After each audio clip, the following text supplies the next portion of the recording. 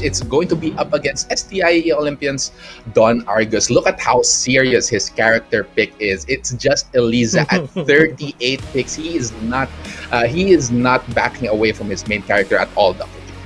I mean, you have to have faith. This is a character that brought you so many accolades in local events, online, in casuals. It did get him the win against Dojin, which I believe is that day 7 performance there. 3 points. That was when he 2-0 Dojin. And looking at their matchup, actually, it's a 2-1 in favor of Don Argus. So it's looking good for Don Argus, who is just barely hanging in there in the rankings. The hopes are still alive para sa kanya. But that's only if he actually gets a perfect run here in the last 2 days of the National. So let's see if he can actually pull it off with this Eliza pick. And let's see if Pika has a new answer to this Eliza pick nga ni Don Argus. As it stands for Don Argus, he needs to get at least 2 2-0 sets if he wants to stay alive. But here are players again. The focus here for them, we're seeing, more focus on Pika as well. He knows this is a big game. He can't afford to lose any more from this point on. Definitely. And same with Don Argus. So whatever the results will be here in this matchup, it's gonna have huge consequences when it comes to our rankings. With only 2 days left, everyone wants to throw it out. Everyone wants to bring out the best of their capabilities nga dito sa the National. So it's gonna be exciting to see. Maybe, especially picks wise, Pika has plenty of choices under his belt, while Don Argus has, just one. Although he does have a Heihachi, but I don't think he'll be bringing it out. Yeah, Don Argus has been super loyal to that Eliza, and he's brought in so many highlights. He has so many mix-ups with her. The EX cancel into his Don Argus special. He can go low, and then he also has all those scary mix-ups up against the wall. He really makes this Eliza pick work. A 2D character doing extremely well. And he has that little flair as well. Like he does the EX Dragon Punch out of nowhere just to steal a turn back. It's just exciting to watch Don Argus every single time. I'm sure a lot of people are cheering for him, but he needs to win both games today if he wants to push forward into top 8. Keep his hopes alive, Ikaka. And of course, Eliza pick it's just so interesting. It is the Tekken character, the first Tekken character to actually have the 2D mechanics. And by what I mean by that, of course, is that she has the floaty jump, she has the meter, and at the same time, she's an original Tekken character. She's not a guest like Geese or Akuma. So just her presence in the game actually shaked up the entire roster. And at the first, everyone was weirded out and at the same time having trouble playing her and playing against her. But Don Argus, he spent the hours, the days mastering this character, and it shows with his performance so far in the conference. I mean, he is here. He is part of the Nationals' second conference. He's come this far. He's in a great position. And, he can only take it, he can only soak it in and just live the moment, live every game, live every round. And at the end of the day, win or lose, he has done so well in the Nationals. And I'm happy for every single player who, who's come along, right? It's been so fun. But still, bringing the focus back to what's at hand, feature match, Don Argus versus Pika. Yeah. While the story behind Don Argus is touching, he's still hanging in there, and he has fought so many great players here and performed admirably. And as I said, just barely hanging in there. Pika has no intentions of giving up here any points to Don Argus. He wants to get back into the top 8 after his Jules actually pushed him right out. And with gaining only 1 point in his previous match against Japon, he definitely needs more of those. Yeah, if he does get a 2-0, he will shoot himself up to 21, pushing his brother out of the standings. This is what we talked about, right? There is not enough room for one Omega. There's only room for one Omega brother in top 8, and that's how it's looking at this point. Oh my goodness. Yeah, that is one of the scenarios nga talaga when it comes to this match. But of course, there is always a chance that somehow Coffee Prince gets knocked down and both of the Omega brothers actually make it in. That is still a possibility here, but let's not predict those just yet because anything can happen. We even have Mouts at 18 points as well. Pika already tying up with him right now in the, what is this, like 10th, ninth place actually, Right. just below Jules. Yeah, and even if he gets like at least 2 points today, he it will push him up in the rankings. But it's still important for him to get more than 20, because I think the magic number, honestly, is 24. If you get 24 points, I think you will make it into the top 8. Yeah, around that, yeah, I think that's like the magic number indeed, as you mentioned, Dr. Jimmy. But let's get into the matches once again. This is STIE Olympians Don Argus, yes, of course, on Eliza, and Pika actually getting wanting some redemption on that Master Raven of his. Master Raven. I'm here to see damage. I'm here to see the movement. I'm here to see SMO Smart Omega Spica. Let's see how he does against That Don Argus. Yeah, if you want to see damage and movement, then you've come to the right place, because this is Master Raven and Eliza. We're gonna have wall carry, and we have walls as well, so that means massive damage for Master Raven here. Pika, oh, good read from Don Argus, knowing that he will be teleporting up into the air. Now the pressure's on for Pika. He has his back towards the wall, but of course Don Argus still working on that meter, not quite gonna be able to use any EX moves in the near future. Crucial drop there from Pika, but he does even up the life here. And we're seeing now Don Argus starting with the aggression. He got that big combo at the start of the round. But here comes Pika though. He's not going to let any mistake go unpunished. Yeah, definitely. Here comes the wall damage, but the off-axis actually messes it up. That is not right. The death impact misses, and Pika was ready for it. He knows that Don Argus likes to go for that unblockable, and he was ready. He sidestepped out of the way. That is a message being sent from Pika early on, and Don Argus will have to remember that as this set moves forward and try to find a way to mix things up. Yeah, but it seems like Don Argus isn't backing away anytime soon anyways. No, Pika is in the red. There's the sidestep once again, and Pika actually not getting anything out of that. There's the stealth needle though, and a dark cannon coming in from Don Argus seals the deal one round apiece. I mean, Pika is 1 for 2 on punishing after that Don Argus special. But still, he is anticipating. He's looking at the meter. He's looking for the opportunities where Don Argus could pull that off. And he's ready every single time. Yeah, and it probably doesn't help that there's a 22 win streak there with Don Argus. And it's not looking good as well with this combo coming in. Should be able to push right next to the wall. Not quite going to get any wall damage there. But still, Pika has a slight life deficit. No throw break from Don Argus. I mean, those 22 wins can definitely be an intimidator here. But Pika, though, still pressing forward. It's so even in life here. And Don Argus just trying to hold on. A bit scary now that Pika does have that rage. There is the rage drive. Good read from Don Argus, just sidestepping out of the way. And, oh my goodness, counter hit Dark Cannon from Don Argus, and he gets one more round. One more round, and he gets this match. Don Argus showing that he has also prepared for the match, so both players are ready for whatever shenanigans they have. I think it's going to fall down to who is able to make the least mistakes. That is definitely going to be the case here. Good sidestep from Pika, applying more pressure, but Don Argus trying to fight back. There's a low shuriken coming in from this Master Raven, backing away for now. There's the quicksand, and immediately one round for Pika, evening out the scales down to the final round.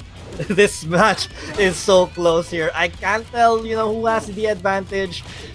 Whoever gets the flinch probably loses. That's the first flinch. Yeah, that is indeed that buzzsaw. Very scary stuff, because he does, Master Raven does have a mid after that. But here comes the EX dive kick from Don Argus, getting some serious damage here. Not gonna go for that wall carry, instead wants the O-key, throwing those dark waves, try to isolate Pika out on the other side of the map, while he does have that slight life advantage.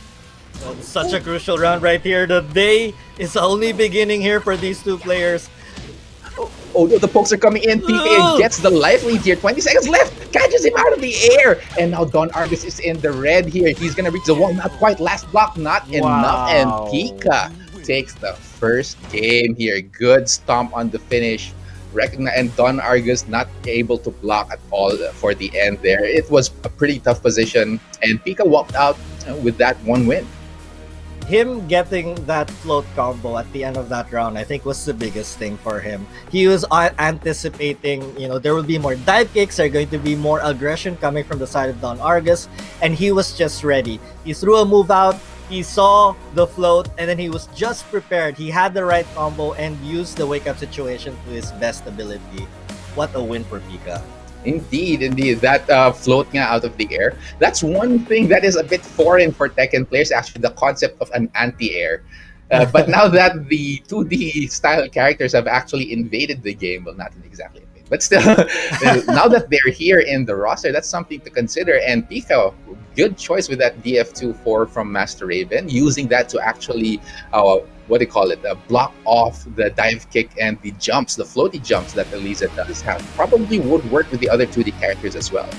I think that's the beauty of it. I have to, admire the Tekken community for adapting so quickly to the introduction of 2D characters and the concept of anti. It just goes to show the versatility and the ability to adapt that these Filipino Tekken players have developed, and it's just wonderful to see. And yeah, I mean, we talked about Don Argus putting in the work for Eliza, and that was a really close fight. It could have gone either way. If we look at their record, they're basically tied all around. it's it's 2-2 in terms of total matches for this conference, so it's still neck and neck. No one is really giving any space. Yeah, as you even see in that previous match, it's all down to the wire, down to the final round. So it's going to be interesting because Don Argus is on the losing side this time around. So I doubt he's gonna make a switch. He's probably gonna change the stage, go back to the Kinder Gym where he's most comfortable, just an open space there and lots of potential for Elizabeth. So I think that's what's gonna happen. Recently, he's also been picking Howard Estate. I think for the past 2 days, he's gone to that instead of the Kinder Gym. So there are a lot of options that he has. Switch to Kinder Gym, switch to Howard Estate, or switch to Heihachi all the way. He's going to Howard Estate. Wow. Very nice call there, Dr. Jimmy. He wants those wall breaks, but of course, he's not going to be the only one to be able to take advantage of that, especially with Master Raven. Master Raven has some serious chops on herself that can just boost the damage with the multiple floor breaks, wall breaks, and as well as the balcony breaks. So let's see who gets to take advantage in this match. I mean, talk about risk reward here. Argus really considering that, and he's going for the high risk, high reward option. Why not? It's day number 9, and it's all on the line here in the Nationals. Immediately going out guns blazing as Don Argus gets a Queen Needle there, a Dark Cannon on the floor, and tries to go for the Astral Shot as well. The pressure is on for Pika, and just Don Argus is pummeling him to the ground, and a low parry as well. Can Pika, though, weather this storm? Argus is going crazy for... He certainly is. Just a huge storm of attacks there from Don Argus in the first round here, and he is not stopping just yet. Pika, however, is unfazed, is trying to fight back. There's the EX from Don Argus, gets the end, and oh my goodness, no break on the wall just yet. I mean, we see Don Argus go for a different option after that Dark Wave cancel here, and Pika got caught. The Tempest hits on the floor and a DF1 as well, and Don Argus is looking serious here in this match. Howard Estate seems to be his home, and it's working out for him, but the buzzsaw from Pika does connect. I mean, I talked about this before. Don Argus performs well under pressure here, and I think this pressure has unlocked his hidden power.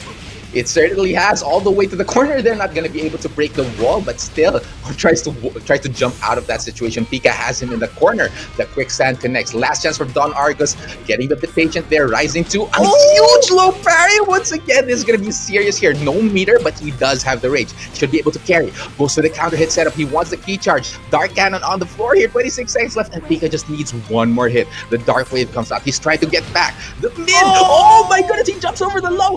And a little bit too early for Pika on the punish. He did not keep in mind that those are 2 hits of the Dark Blade. Crazy exchange there, and unfortunate for Pika, but well played from Don Argus.